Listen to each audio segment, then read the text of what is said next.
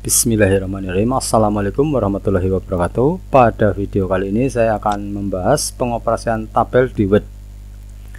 Pengoperasian tabel merupakan suatu yang sangat penting di Word. Misalnya pembuatan tabel seperti ini, tabel bergaris maupun tabel yang tidak bergaris. Kebanyakan orang masih berpikir bahwa tabel itu bergaris. Contoh lain penggunaan tabel adalah penggunaan untuk penulisan surat keputusan seperti ini. Agar titiknya rata seperti ini, itu gunakanlah tabel. Jadi ini adalah tabel, cuma tabel tidak bergaris. Untuk memunculkan garisnya kita bisa view grid line ya. Berarti inilah sebetulnya tabel. Kalau bergaris berarti seperti ini, saya munculkan garisnya. Nah, inilah yang jarang diketahui pada pemakai Word. Dia tidak mempergunakan tabel untuk kolom yang tidak bergaris, padahal harusnya mempergunakan tabel agar pembuatannya rapi dan titik duanya lurus. Begitu juga pada saat penulisan tanda tangan, jarang sekali yang pada kolom tanda tangan mempergunakan tabel. Akhirnya untuk perataan nama dan jabatannya itu kesulitan. Jadi gunakanlah tabel. Itulah salah fungsi-fungsi tabel yang masih kurang dimaksimalkan. Berikut akan saya kupas tuntas mengenai pemakaian tabel di Word. Tabel di Word itu cuma alat bantu, sedangkan pengoperasian tabel sebenarnya itu sebaiknya mempergunakan Excel. Kita mulai saja pada materi yang pertama. Untuk menyisipkan tabel di sini sangat mudah, tinggal di insert tabel. Inilah jumlah kolomnya berapa dan jumlah barisnya berapa. Kalau diperbesar tampilannya seperti ini. Kalau sudah tinggal kita tekan klik. Inilah tabel yang terdiri dari baris, ini yang saya sorot, dan kolom, ini yang saya sorot. Perpotongan antara baris dan kolom disebut sel, inilah yang saya sorot, ini sel. Menulis teks di tabel itu sebetulnya juga sangat mudah, misalnya nomor.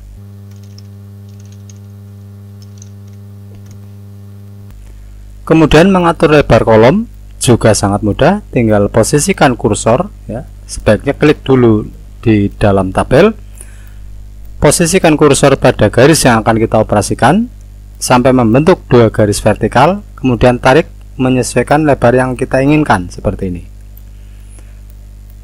Bisa juga dengan menarik marginnya yang berada di atas ini. Jika diperbesar maka seperti ini.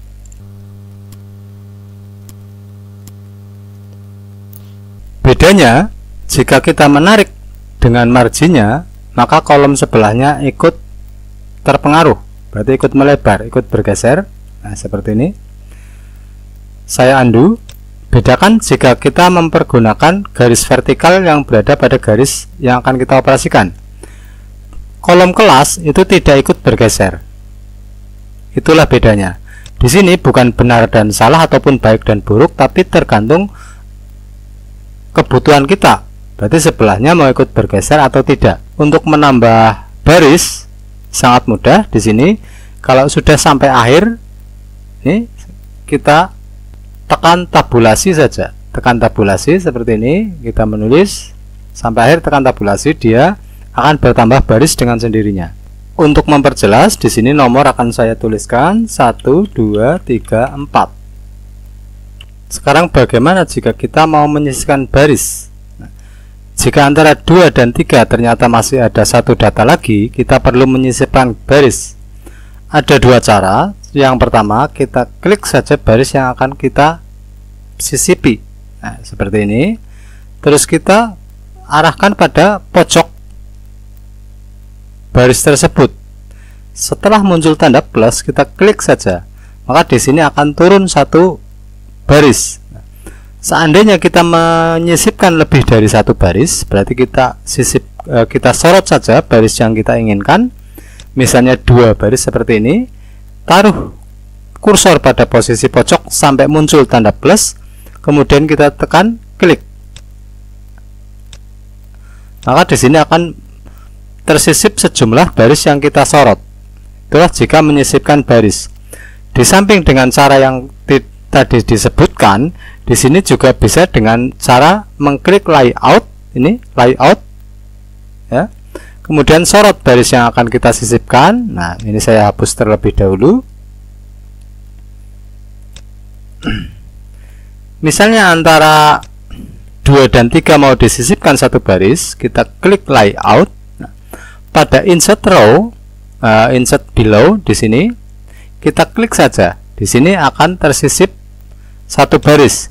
Jika kita mau menyisipkan 2 baris, ya kita sorot 2 baris seperti ini, kita klik saja. Maka dia akan tersisip 2 baris. Kemudian di sini, bagaimana kalau yang akan kita sisipkan kolom? Prosesnya sama, cuma yang kita sorot adalah kolomnya, berarti secara vertikal. Nah, misalnya antara nama dan kelas mau kita sisipkan satu kolom untuk menuliskan jenis kelamin, berarti sorot pada posisi nama seperti ini, taruh kursor di pojok sampai muncul tanda plus, kemudian kita klik. Nah, seperti ini. Maka di sini akan tersisip satu kolom. Jumlahnya kolom juga sama seperti pada saat menyisipkan baris. Seandainya kita mau menyisipkan 2 kolom, maka kita sorot 2 kolom seperti ini. Kita klik, maka akan tersisip 2 kolom.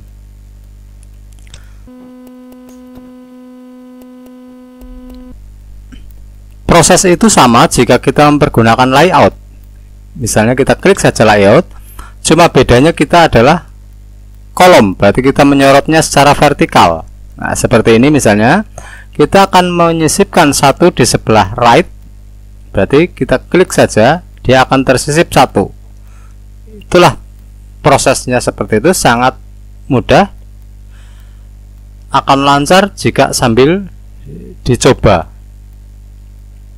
Untuk menyorot baris maupun kolom, caranya kalau baris berarti taruh kursor pada posisi di luar tabel tersebut, kemudian kita klik, kemudian kita drag. Nah, berarti kalau cuma 1 ya tinggal klik saja, kalau lebih dari 1 kita klik, tarik, di drag. Begitu juga jika kolom kita taruh di luar sampai muncul tanda panah ke bawah seperti ini. Kalau diperbesar berarti seperti ini, kita klik saja. Kalau lebih dari 1 berarti kita klik, tekan, sorot. Nah, itulah cara menyorot tabel. Kalau tadi cara menyisipkan, nah sekarang bagaimana cara menghapus baik kolom maupun baris? Untuk menghapus baris di sini sama prosesnya, menyorotnya seperti ini.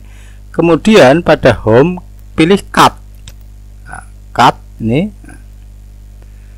Menghapus baris itu bukan dengan del, karena del itu untuk menghapus isi dari tabel tersebut. Sebagai contoh di sini, baris ketiga saya tekan del atau delete, nah, maka yang terhapus adalah isinya, bukan barisnya.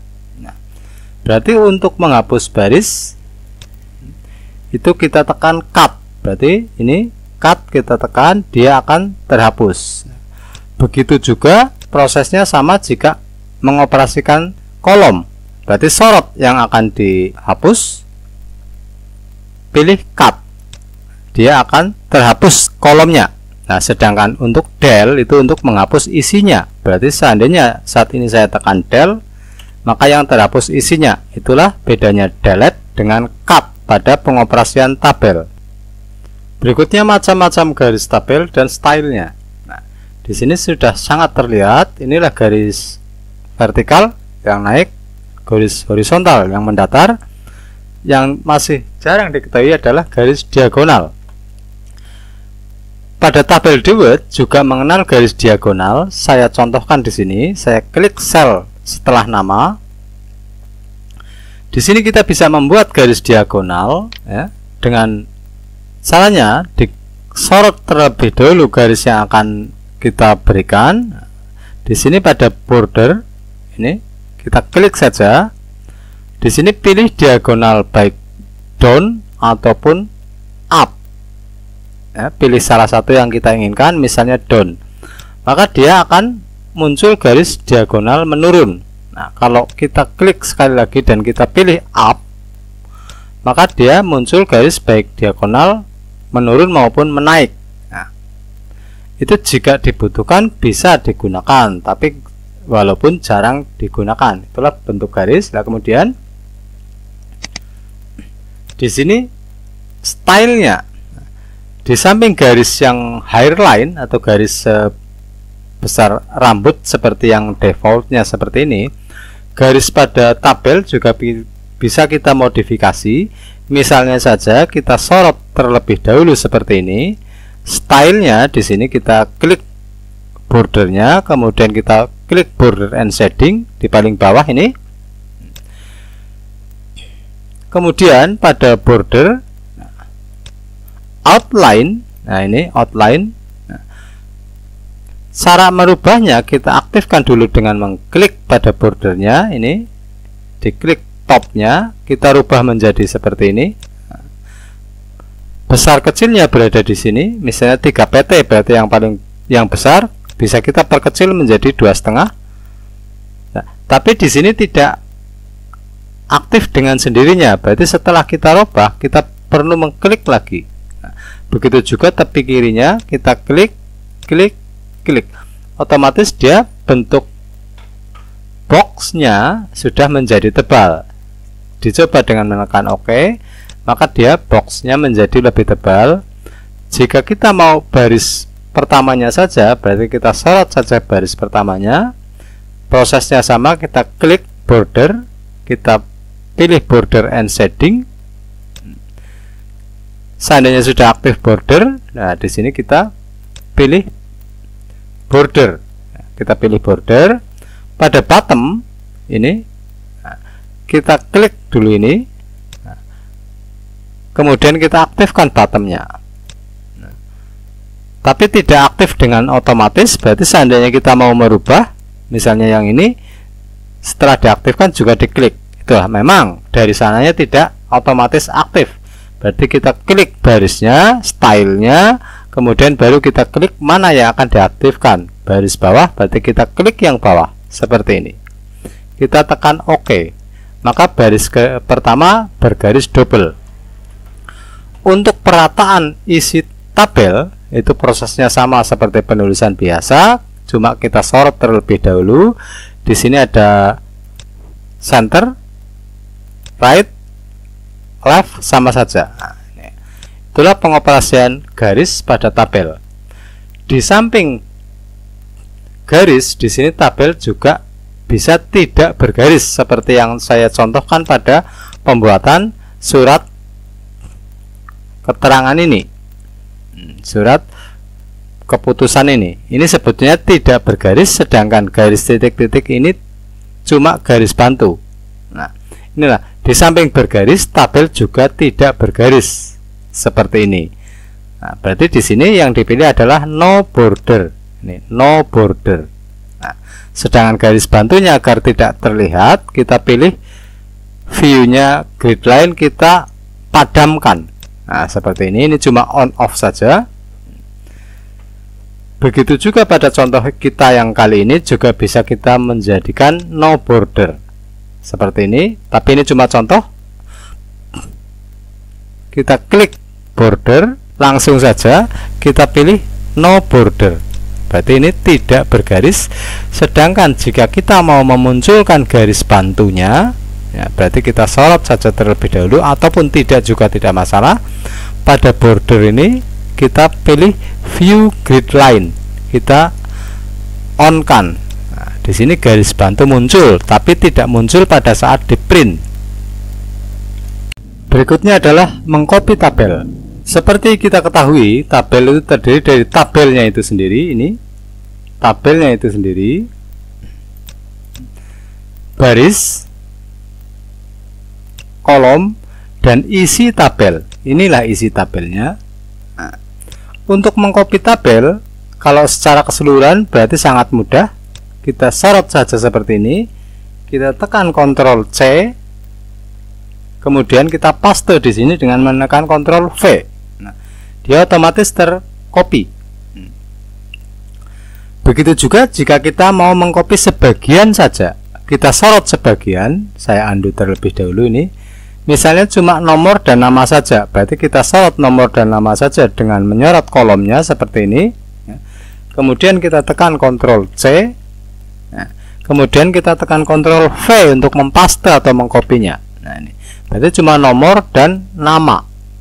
Begitu juga berlaku pada barisnya. Jika 1, 2, 3 saja yang akan kita copy, kita sorot 1, 2, 3. Kita tekan Ctrl C, kemudian kita paste di sini.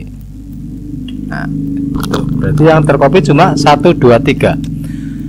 Di samping mengcopy tabel, kita juga bisa mengcopy isi tabel. Sebagai contoh yang isinya banyak, saya buka yang ini. Untuk mengcopy isi tabel, kita cuma menyorot isinya saja. Berarti dari awal sampai akhir. Nah, seperti ini. Berarti yang kita sorot adalah isinya saja. Berarti jangan sampai ke blok selnya. Kita tekan saja Ctrl C untuk mengcopy. Kita paste dengan menekan Ctrl V. Saya contohkan di sini. Nah, misalnya di sini saya tekan Ctrl V. Maka yang di sini yang tercopy adalah teks isi tabel tersebut, tidak berikut tabelnya. Ini akan mengcopy isi tabel. Itulah bedanya antara mengcopy tabel dengan mengcopy isi tabel. Jadi disorot bisa dengan menaruh kursor pada posisi sebelumnya, kemudian kita tekan tabulasi seperti ini, tab. Kita tekan Ctrl C, kita tekan Ctrl V untuk mempaste. Sering kita menjumpai sebuah tabel yang isinya banyak seperti ini. Bukan banyak dan enduk, itu bukan, tapi banyak artinya akeh. Jika sebuah tabel isinya banyak melebihi satu halaman seperti ini, dan kita bermaksud di setiap halaman ada subjudulnya seperti ini saya kasih. Jika pada sebuah tabel yang isinya banyak melebihi satu halaman, dan kita bermaksud di setiap halaman ada subjudulnya semacam ini, tidak polos semacam ini, cara agar setiap halaman bersubjudul itu caranya di sini. Pilih tabelnya, berarti asal berada di tabel tersebut, klik kanan, klik tab yang kanan. Nah, di sini pilih tabel properties. Tabel properties ini. Nah, kita klik saja pada repeat as header row at top of each peak. Nah, ini kita centang pada repeat, yaitu terulang, ya kita centang saja. Nah, repeatnya kita centang, kemudian OK. Maka setiap awal paragraf, awal tabel ini akan terulang pada setiap awal halaman ini. Ini akan terulang, ini juga akan terulang. Itulah berarti caranya. Di sini pada tabel tersebut diklik kanan tabel properties. Nah, inilah repeat at top, kita klik. Nah, berarti kita klik dulu sebelah sini tabel properties. Nah, repeat as header. Untuk menonaktifkan, ya, centangnya kita hilangkan. Seperti ini, berarti dia tidak terulang lagi di halaman berikutnya. Kita OK, halaman berikutnya tidak berjudul. Seandainya kita klik di sini, kita klik kanan, kita pilih tabel properties, kita centang kembali, kita tekan OK, maka halaman kedua otomatis jadi mempunyai subjudul. Itulah cara agar subjudul terulang di setiap awal halaman. Pada tabel properties ini,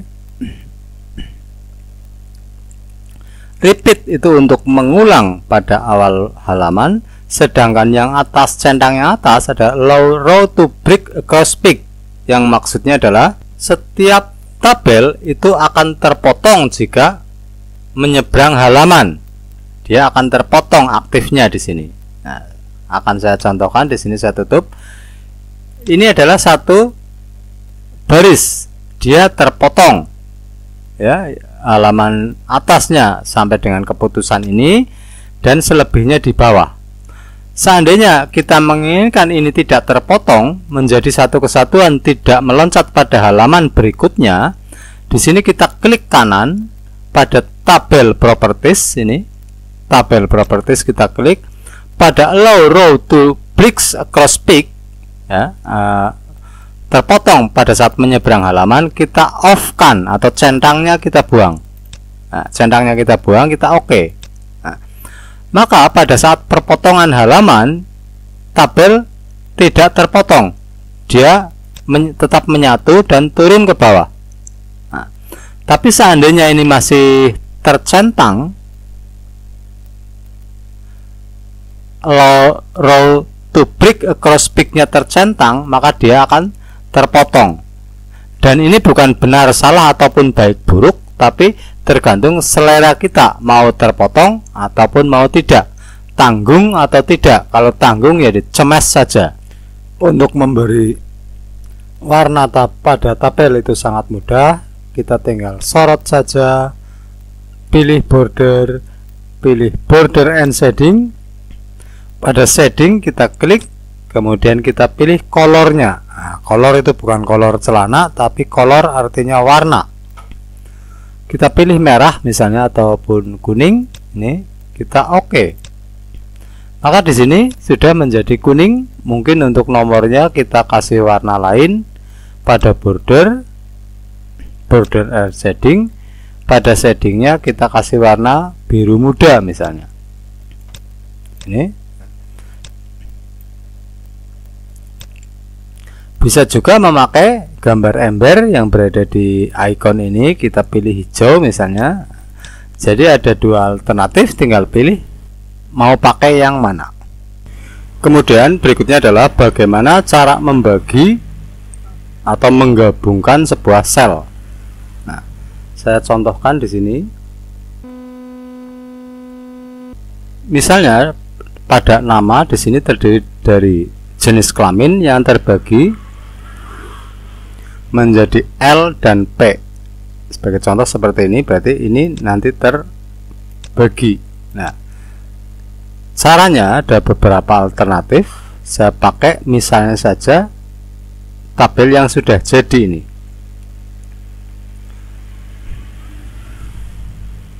Berarti di sini kita sisipkan satu kolom biasa seperti ini. Di dalam kolom ini kita sisipkan satu baris untuk yang ke bawahnya seperti ini ya. Kemudian ini kita split cell atau membagi selnya. Ini kita klik saja, kita split cell. Nah, di sini kolomnya kita bagi menjadi dua, kita tekan OK.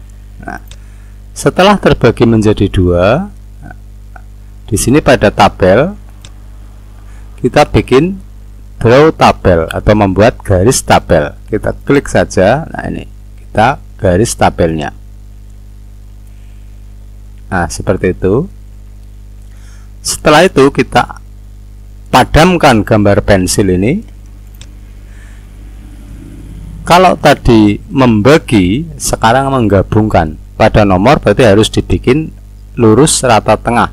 Nah, di sini untuk membagi kita klik kanan, kita pilih match cell ini. Match cell, begitu juga nama, klik kanan, match cell. Kelas, klik kanan, match cell. Begitu juga nilainya. Setelah ini jadi merger, dua baris ini kita sorot semuanya seperti ini, termasuk ininya, sisanya. Jika sulit pakai mouse, kita gunakan panah. Kemudian di layout ini, pada alignment kita pilih alignment center. Berarti dia center baik vertikal maupun horizontalnya. Baru di sini kita tuliskan jenis kelamin.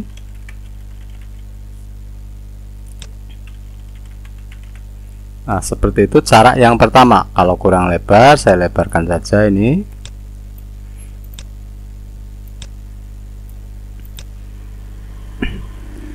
Jika teman-teman menemui kendala di mana sebuah garis tidak lurus, ini agak melenceng sedikit, dia nantinya tidak bisa disorot menjadi satu kesatuan.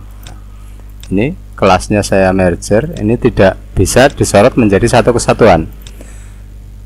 Jika ada garis yang tidak lurus, caranya posisikan kursor pada garis yang tidak lurus tersebut sampai muncul garis ganda, kemudian kita double klik, klik 2 kali. Nah, dia menjadi lurus. Dicoba dengan disorot. Nah, dia sekarang sudah bisa di merger. Begitu juga yang nilai merger. Sekarang sudah rata tengah. Alternatif pembuatan merger di sini begitu banyak, dan ini adalah salah satunya. Jika tabel yang kita buat tabel baru, itu mungkin akan lebih mudah. Kita tinggal insert tabel berapa jumlah yang diinginkan, seperti ini misalnya. Salah satunya akan di merger, misalnya ini merger. Kalau masih kosong lebih mudah, ini merger ke bawah, ini merger ke bawah.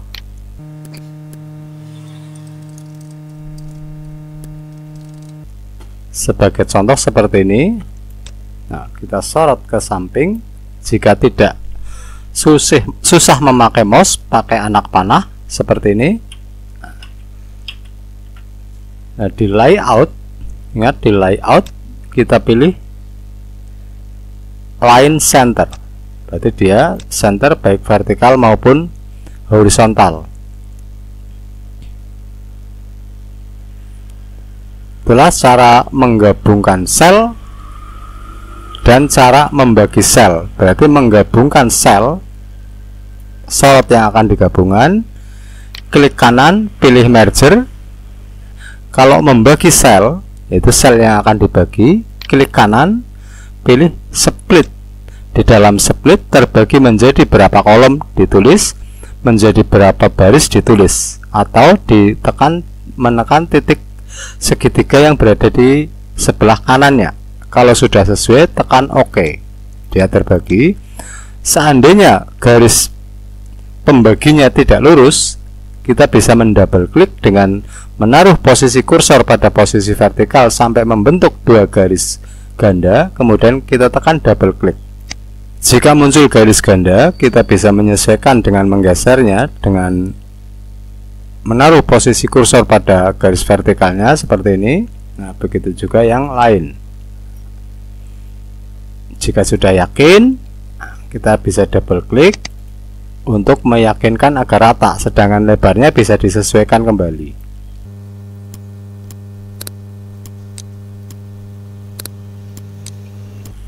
Itulah agar garis pada vertikalnya lurus.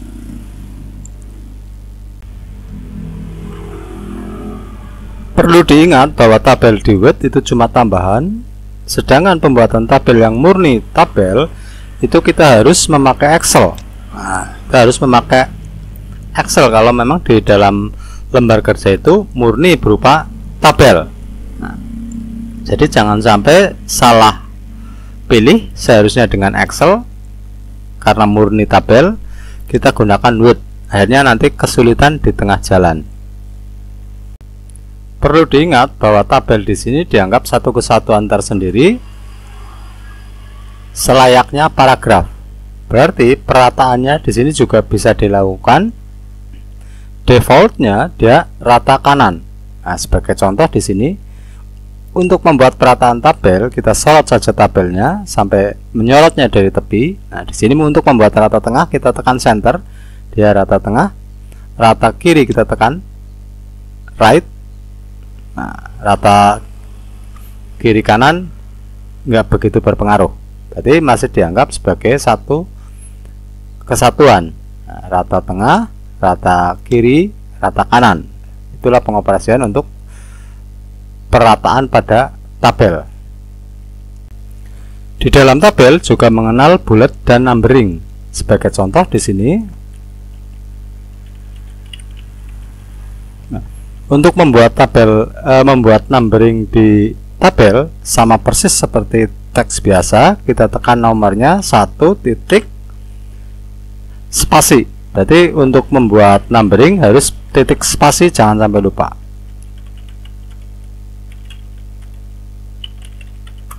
Dan seterusnya. Jika pada pembuatan numbering dia meloncat ke kanan sedikit, kita bisa mengembalikannya seperti ini dengan mengklik decrease indent. Seperti ini. Begitu juga bisa dilakukan pada numbering, dia selalu meloncat. Bisa dilakukan terlebih dahulu dengan menekan pada home ini ya, home, tekan decrease. Untuk jika dengan decrease tidak mau bergerak, kita bisa langsung menggeser pada marginnya. Left indent kita geser ke kanan. Selebihnya kita hapus saja. Dengan sudah digeser ke kanan, otomatis bawahnya langsung lurus.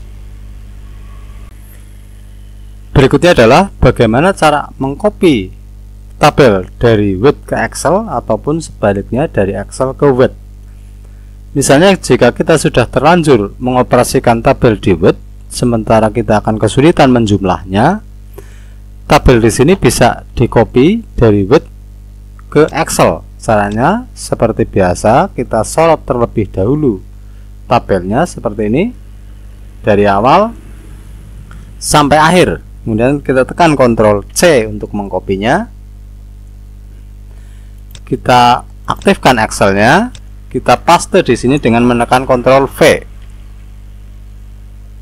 Nah, di sini maka tabel akan tercopy ke Excel, namun lebarnya masih belum disesuaikan. Di sini menyesuaikan tabel ya bisa dengan manual ataupun disorot seperti ini di Excelnya. Kemudian pilih O C A, berarti dia agar lebar secara otomatis. Barisnya di Excel juga untuk lebih kurus, kita tekan yang kurus saja barisnya. Itulah cara mengcopy tabel dari Excel ke Word. Berarti sama persis seperti copy paste lainnya. Begitu juga sebaliknya, misalnya dari file Excel ini mau kita copy. Jika kita mengcopy beserta judulnya, kita sorot saja dari Excel ini. Begitu juga untuk tanda tangannya. Seperti ini kita sorot, kemudian sama prosesnya kita tekan Ctrl C. Kemudian di Word bisa di lembar kerja baru aja seperti ini. Kita tekan paste dengan menekan Ctrl V. Di sini lebarnya dia menyesuaikan baris terlebar, yaitu judulnya ini. Nah,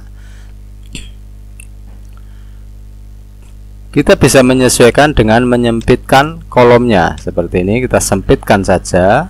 Nah, seperti ini. Begitu juga yang di sini kita menyesuaikan kembali baik lebar kolom maupun barisnya. Kita sesuaikan. Perlu diingat, seandainya kita mengcopy dari Excel ke Word, semuanya berupa tabel, baik judulnya ini tetap berisi tabel.